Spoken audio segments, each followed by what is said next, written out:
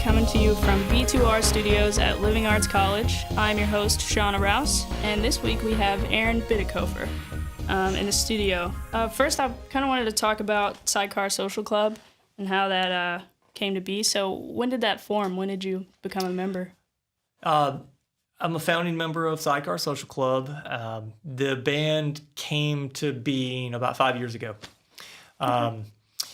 I was playing in a different band with the same rhythm section. That band is called Ep4 La Musica, and we had recently put out an album together to just license our original material. But then a call came through for a singer. Lisa Wood had contacted our piano player, Jim Crew, some time ago, years and years ago. But then that conversation got revived about 5 years ago. And the rhythm section, with Ep4 La Musica, said, hey, let's do something in a jazz vein instead of like a world music vein that Ep4 La Musica had come from. And the piano player, Jim Crew, the drummer, Ed Butler, and the saxophone player, his name is F.O. Finch, and I said, yeah, let's put together a project with a singer. And it came together really quickly. One rehearsal, and oh, nice. We said, I think we have something. And I think it was a month later, and we started doing regular live gigs. Nice. Yeah, so it came together really quickly. I mean, you had the definitely the benefit of having a rhythm section, already there in place. Yeah. So what happened to Ep4 La Musica? Ep4 La Musica is still a living entity. It's on a record label. It's called Big Round Records out of Portsmouth, New Hampshire. We decided not to tour that record that we put out. It was strictly for licensing. And that's what that record label specializes in. Okay. So, yeah. All right. So how did you come up with the band name for Sidecar Social Club? Well, we love music out of New Orleans. And there's a lot of groups that have that kind of name, Social Club, in there. Also, the Buena Vista Social Club, I'm heavily influenced by the record. I mean, we all are in the band. If you have not had the opportunity to listen to that record, it is amazing. Let's check it out. Yep. Ry Cooter produced the band Buena Vista Social Club, and anyway, so we came about. We happened upon the name Sidecar Social Club due to those two influences. All right. So tell us about the new record. It's the fourth record, or a forthcoming record. Okay.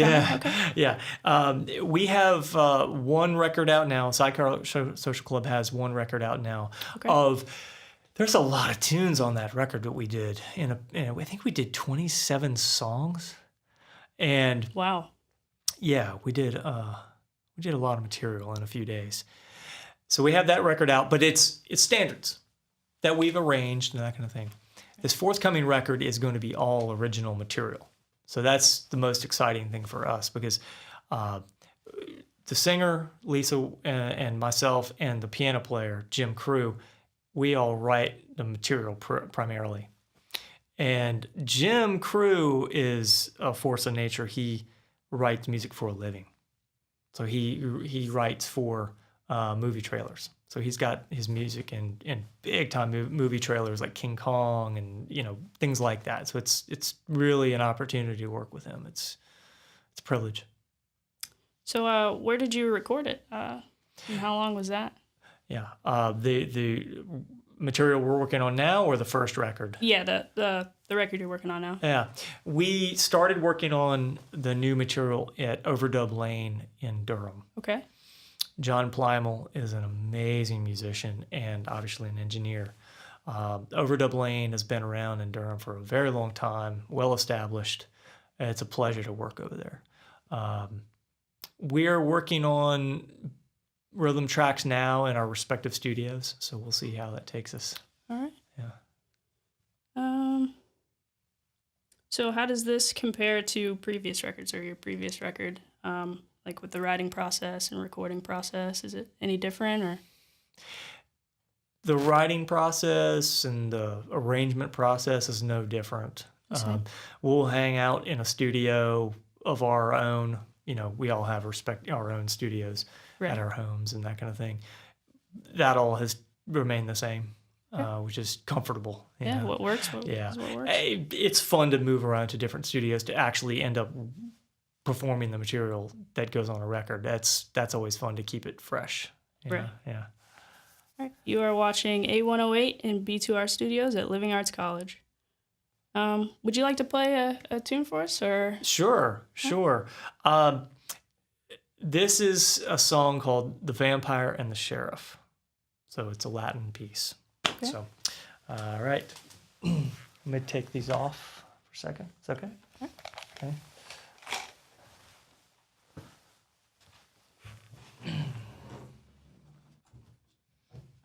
This is a tune that I wrote. It was a dream.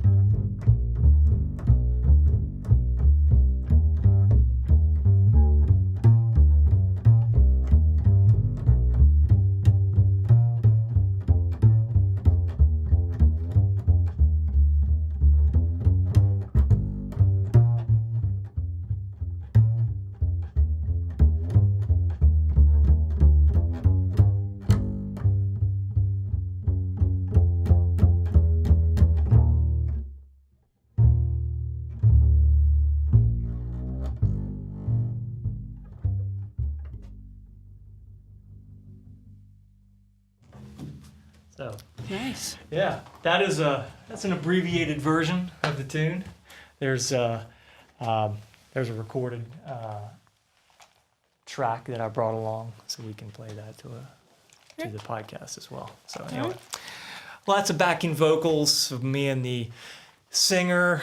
There's some interesting horns on there. There's clarinet, trombone, tenor sax. It's very cool. Nice. Yeah. So yeah, I just came up with. I will write music in the morning after a dream I've come up with, and furiously scribble down some notes on paper, and then go, all right, this feels like this, and just write it. Nice. In the morning. Yeah. Nice. Most people get creative like later on in the day. It's nice. When I need to do overdubs for records, that's when it happens. The best for me is like when I'm fresh, in the morning time. Yeah. Right, so early on, like, how did you get into music?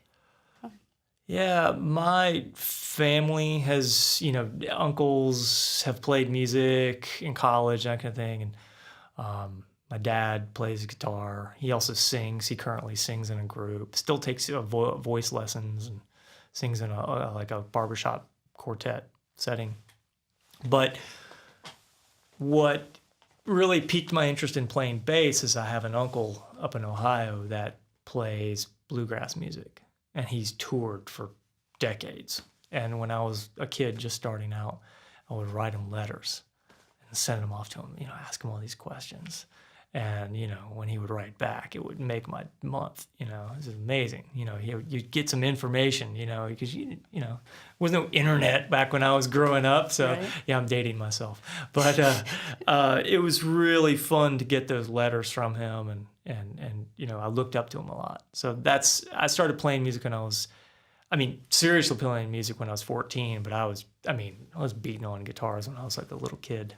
So were you primarily into bluegrass when you were younger, or what type of genres? No, when I first started playing music, it was rock. Yeah. I would listen to that kind of stuff. And then I started getting into jazz music a lot. That was a lot of fun because all my teachers, when I started taking lessons, I started on like guitar. Right. But a very short period of time, I let that go and I started playing electric bass.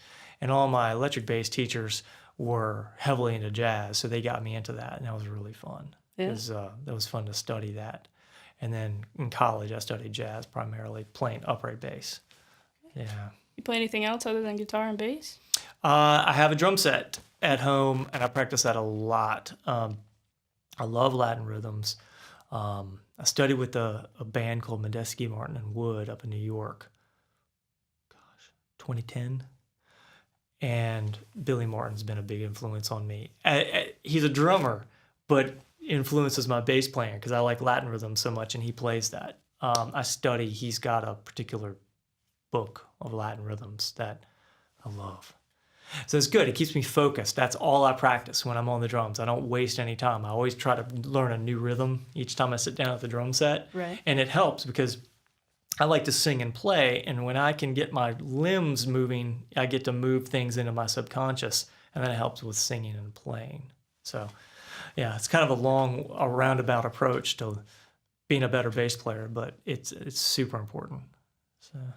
So how long do you practice a day, or do you practice every day? I try to make sound every day. Yeah.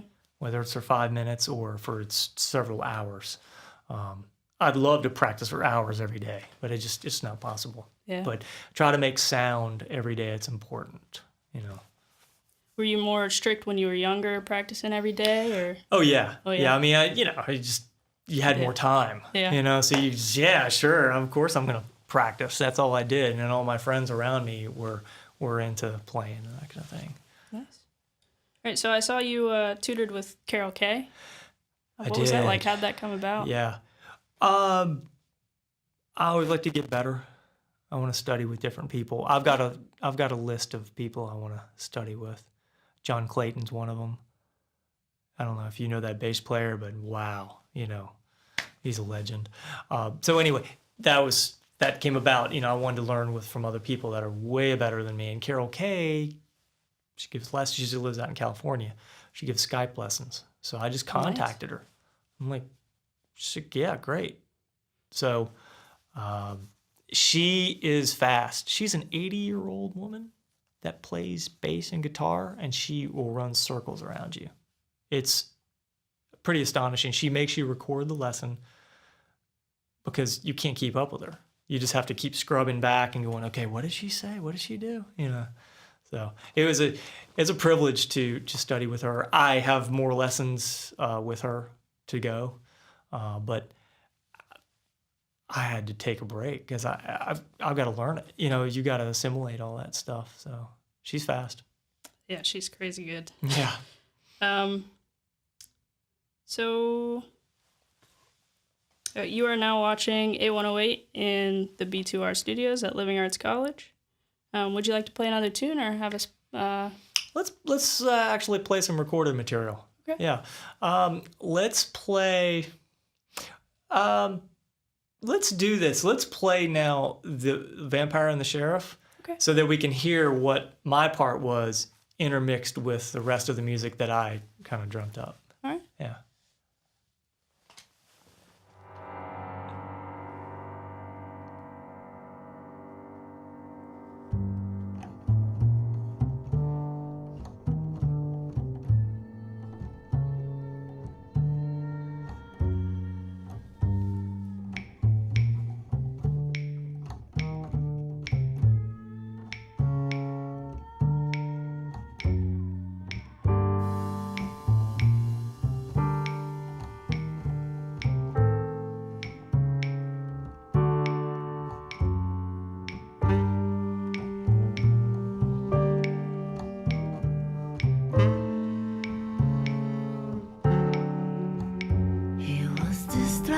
by her theme.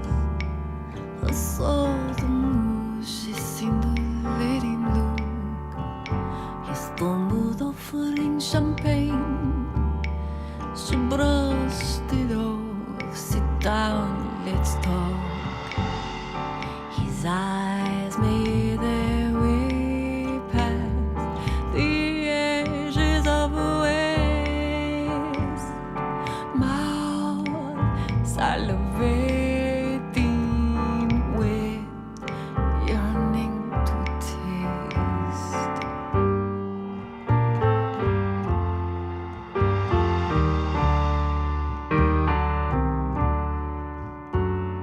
She took in his heat and made soft words to the beat of his pulse.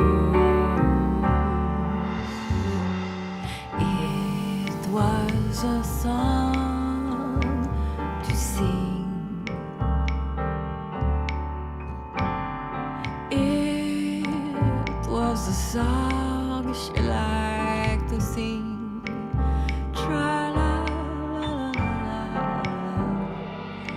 First you take it and breathe slow.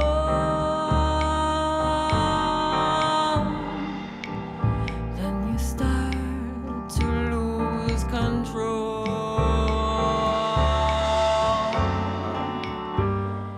Then you feel it in your heart. And slowly the world starts.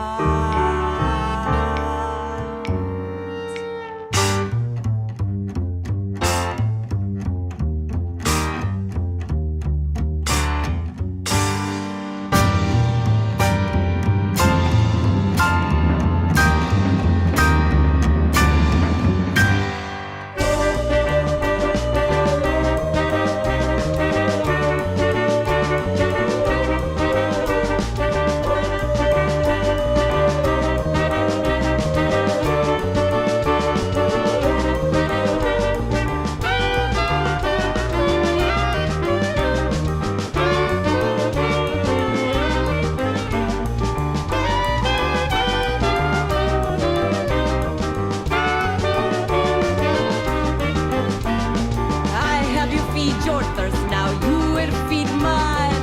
We're going to have us a terrible time. Was this what you wanted? Yeah, yeah, yeah. Oh no! Ah ha ha ha!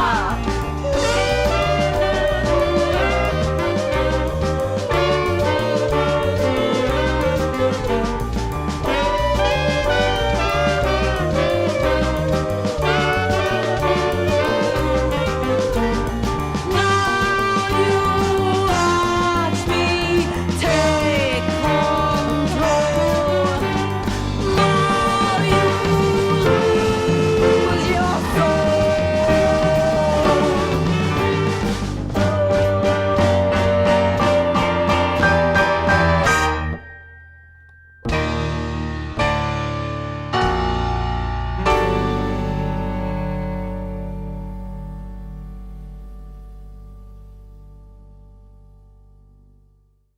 How did you get into audio engineering and location audio and that aspect?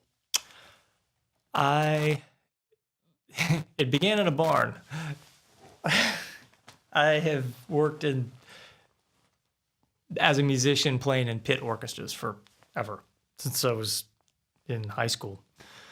And I was working with my best friend. He and his wife, she's a great director. He's a good musician that I played with since I was a little kid.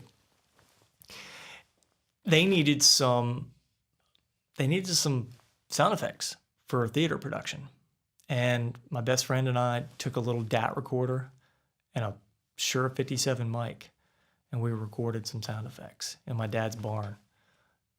And it got me hooked. I still remember the day when it happened. Yeah. And so that's what started me in on it. And so this happened,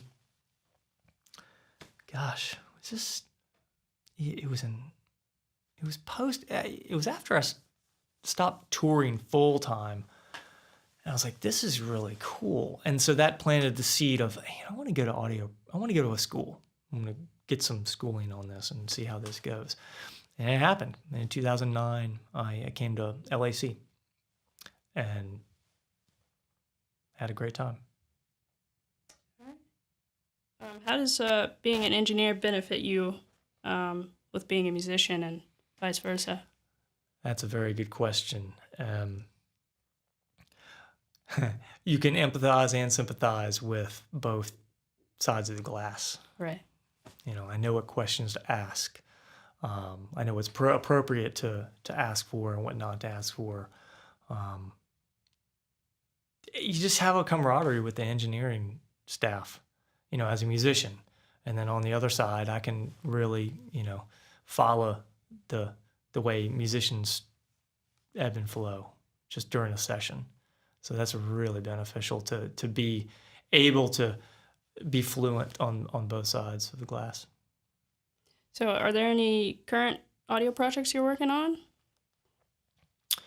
In terms of music or Location audio? Location audio projects? Yes. There is a really cool show I love to work on. It's called David Holt's State of Music. And it's on PBS. It's just these episodes that I've worked on that I'm really proud of are airing now through the summer.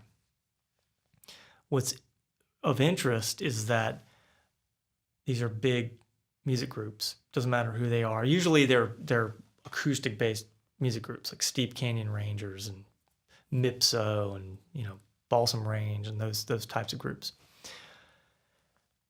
We'll record them in the field.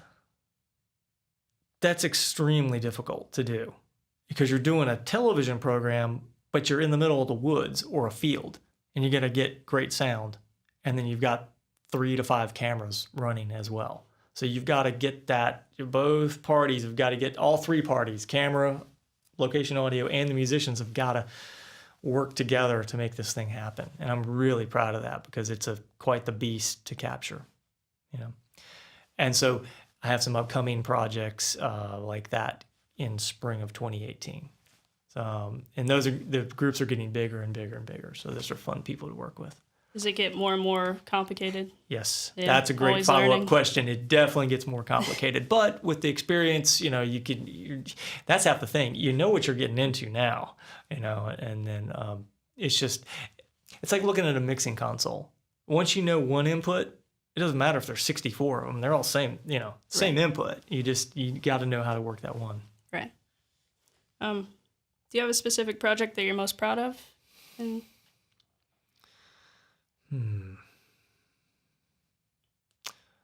Let me think about that for a second.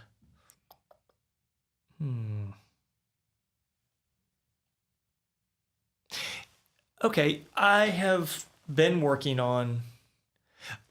There's David Holt's State of Music is quite the gem, you know, right now. I'm also working on a project. It's called the Voter Project. There's a guy named Jesse Moss who he filmed The Overnighters. He won Documentary of the Year in 2014. Awesome guy, great storyteller. And there's a guy named Sam D. Pollard who's working on the project as well, and he edited all Spike Lee's films. I didn't know this. I'm like, whoa, this is incredible. All that pretense aside, all the things that they worked on, they're great guys to work with. And the reason why I bring that up is because they're following the whole voter fraud, whatever you want to call it, debate. Right. Okay? So documentaries are a thing I really like to work on because they're documentaries. You're telling the truth about something, or you should be. So the Voter Project is a current project that's happening now. It's a lot of fun because it's a sore subject for both sides. you Yeah. know. Sorry for the long response. So I see you worked on a lot of films and commercials for big companies like HBO and CBS. What's that process like for a big company in comparison to working for like a smaller company or smaller shoots? they try to make it pretty simple. It's the big company names they're no. Sometimes they're actually smaller crews. Sometimes that actually happens. I've worked for the Vice Channel quite a bit. Very small crew. Great correspondents to work with. The Vice Channel on HBO is awesome. If you haven't seen it, if you don't watch that news program, it's fantastic. So it depends. Like I said,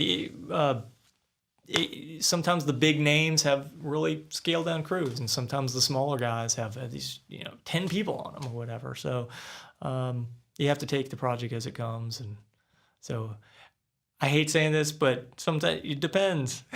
All right, so I missed something that I really did want to talk about, your performances. And we were talking before, you said you've traveled many, many places. Is there a favorite venue or a favorite city, anything like that in terms of performing? Yeah. Good question. Just in terms of notoriety, I've played at the House of Blues. Nice. That was really fun. That just gives me goosebumps every time I think about it. It's the energy when they open the curtains, and that it's real. That energy coming from people is amazing, and you get to hopefully give that back.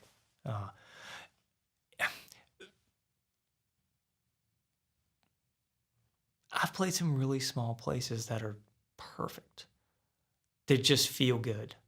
Is it more of the crowd, or?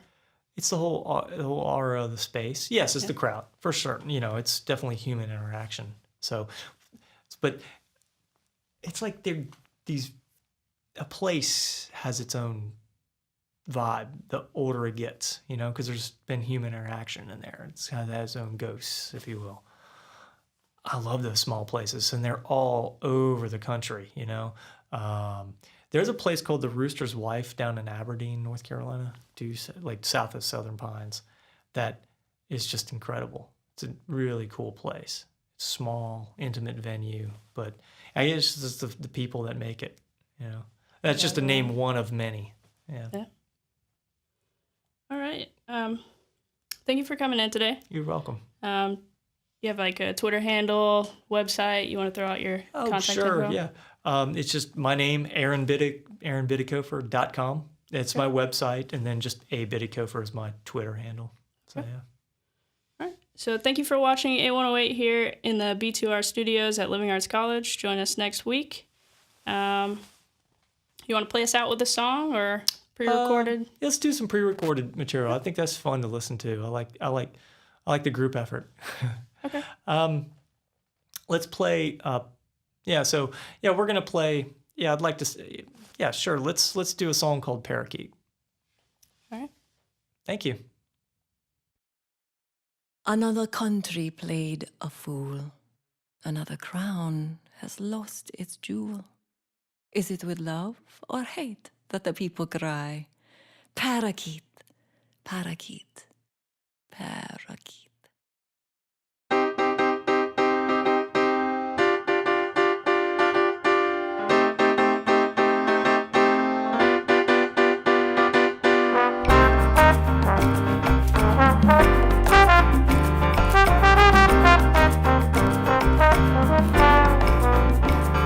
She's gold up parakeet, a small and pretty feet.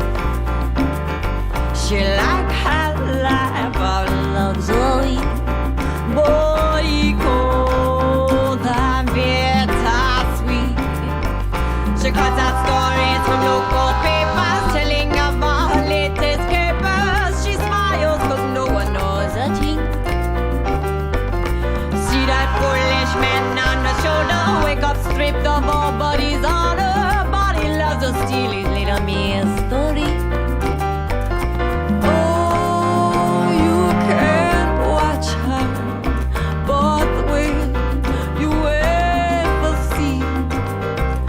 For she knows you well, your every move and what it is you think. She's gone para aqui.